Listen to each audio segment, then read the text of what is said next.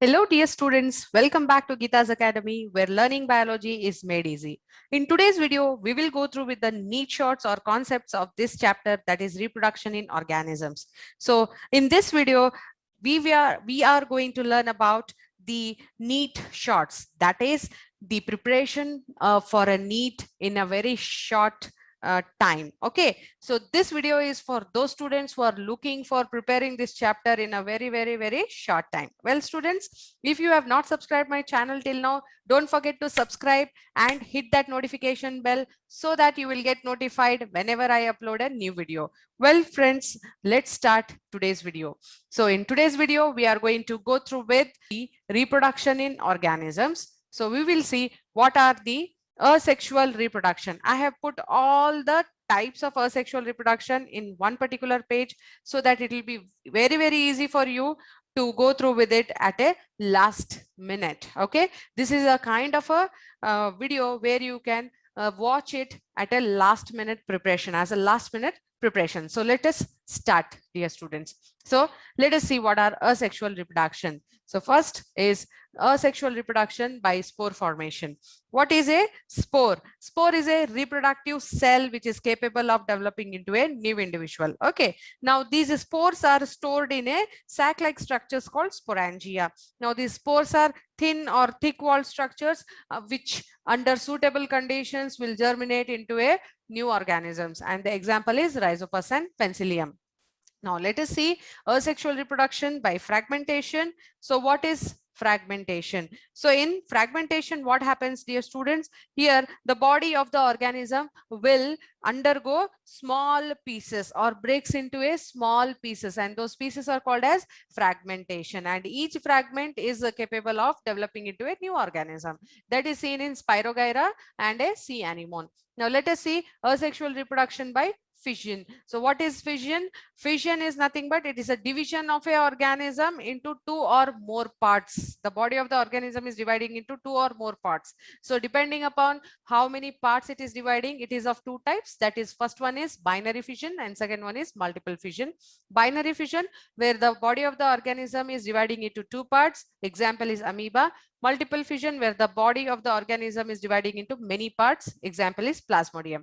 Now let us see what is regeneration. Regeneration, it is a form of asexual reproduction where the organism develops their lost part and sometimes the whole organism develop into a new individual. Okay, this is very strong in planaria first and then hydra. Okay, now let us see what is budding. Budding is a type of asexual reproduction in which a new organism develops from a outgrowth or a bud due to a cell division which is occurring at a particular place on the parent body. A repeated mitotic division occurs at a particular place of a parent body, and that division will result in formation of a bud. This bud will develop into a mature bud, and that will detach from the parent body and develop into a new organism. Depending on the formation of the bud, it is of two types: external budding found in hydra, internal budding found in spongilla. Now let us see what is vegetative propagation.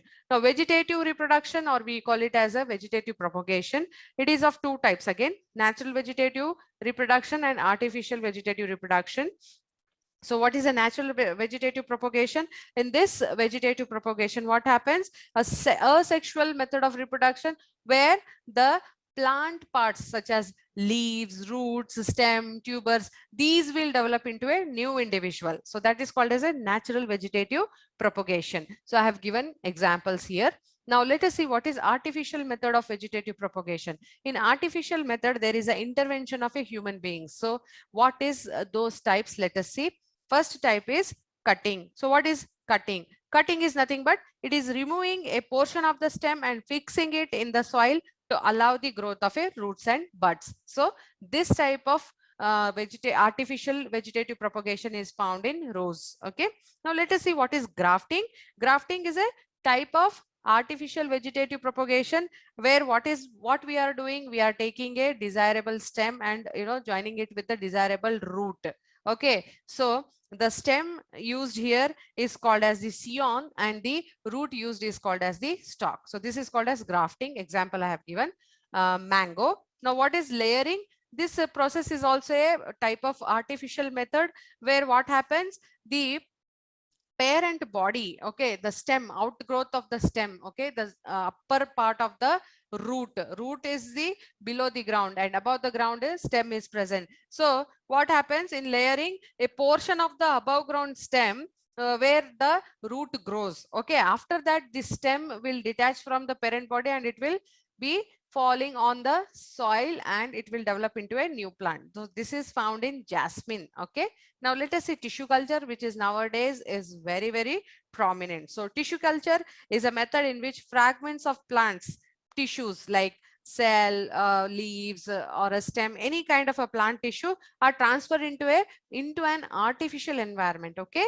So in artificial environment, the tissue of a plant will be cultured, and once that develop, then they propagate it for the vegetation. Okay. So students, this is types of asexual reproduction in one page. Well, let us see the lifespan. You may be knowing what is lifespan, the time between the birth and the death. So I have put here some of the organisms lifespan and their duration of lifespan.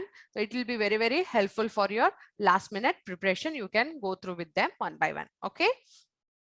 Now let us see what is clone. What is a clone? Clone is a carbon copy of a single parent that is a genetically and morphologically similar. Okay. So now here example is Frosty. Frosty was a calf, and Dolly, that is a lamb. Now regeneration. Now this regeneration is nothing but it's a capacity of formation of a complete organ from a body fragment. So this kind of reproduction is found in Hydra. Now let us see lifespan is divided into again different phases. So first one is juvenility, maturity, second one, third one is aging and senescence, fourth one is death. Juvenility, the period from birth till it attains maturity. Maturity is a period when the reproduction occurs. Aging is the period when the organism slowly starts aging. Death is the period when the organism dies. So these are the lifespan and different phases of the lifespan.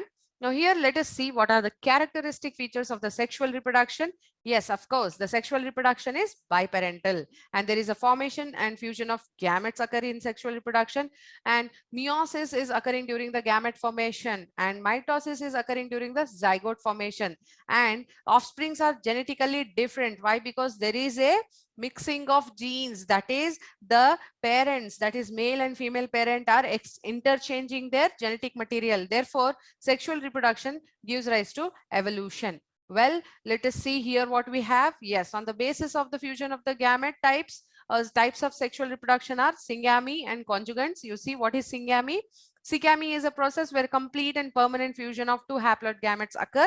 Example, humans. Whereas conjugation, here temporary pairing of two parents, and those parents are called as conjugates, right? Example is paramecium. Now let us see what are the types of the syngamy. It's very important for the NEET concepts, right? So endogamy, self-fertilization found in Taenia zolium. Exogamy, cross-fertilization found in humans. Isogamy, fusing gametes are isogametes. Eulothrix is the example. Anisogamy, fusing gametes are anisogametes. Example is frog and human. And whereas hologamy, when the whole organism is acting as a gamete. Example is yeast. So now let's see sexuality. So what are the different types of sexuality? One is bisexual condition, where both the organs, that is male and female organs, are present. Reproductive organs are present in the single organism, that is bisexual. Here I have taken the example of a plant, that is hibiscus. Heterothallic, that is unisexual condition, and example I have taken is papaya. Unisexual condition where you can only find stamens or pistils. Okay. Now staminate, where we find only stamens, and example is chrysanthemum. Pistillate, where we find only pistil, and example is cucumber. And hermaphrodite organism, lastly, where both male and female organisms or reproductive organs are present in an organism. Example is earthworm. Now let us see here in this particular page, what I have done is I have put some of the scientific name and common name of some of the organisms and the chromosome number of their, okay, meiocyte, chromosome number of the meiocyte, or you can say it as the diploid chromosome number. Okay, I've seen that in the last question paper and a previous year's question paper, Oriza Sativa, this question was asked about the chromosomal number. Okay, so this will help you for the last minute preparation. You can go through with it. Now let us see What are the other phases of sexual reproduction? Estrous cycle, cyclic changes which are occurring during reproduction in non-primate females. Example are dog, deer, cow, etc. Well, now a menstrual cycle, cyclical changes which are occurring in primates. Example are humans and monkeys. Now, what are seasonal breeders? The organisms which breed in a favorable seasons only. What are continuous breeders? These organisms breed throughout their reproductive phase. Okay. Now let us see what is the flowering phenomena occurring. This flowering phenomena in bamboo, you see, it flowers only once in its lifetime, that is 50 to 100 years, right? And one more, Strobilanthes kuntiana, Neelakuranji, it flowers only once in 12 years. So these are the one of the flowering phenomena which are important. You have to remember. Well, students, see, you have to subscribe my channel. Don't forget to subscribe and hit that notification bell so that in further videos, I am going to come up with such neat videos where you can prepare one chapter in a very speedy manner, means without wasting much time, you can cover the whole syllabus. Okay. Well, students, let's continue. Now, let us see what are the events in sexual reproduction. The events are pre-fertilization events, fertilization events, post-fertilization events. Now, let us see what is pre-fertilization event, again divided into one is gametogenesis, another is transfer of gametes. So, gametogenesis is nothing but formation of gametes. What is transfer of gametes? The transfer of gamete into male from male to the female reproductive tracts for fertilization. Well, this is types of gametes: homogametes, where the both gametes are similar; heterogametes, where both the gametes are different; bisexual, where they possess both male and female reproductive structure; unisexual, only one reproductive structure is present. Here we see what is the fertilization event. What is fertilization? Fusion of male and female gametes, which results in zygote formation. So fertilization is again of two types, that is external and internal fertilization. Now there is one more type of a reproduction that is called as parthenogenesis. So here what happens?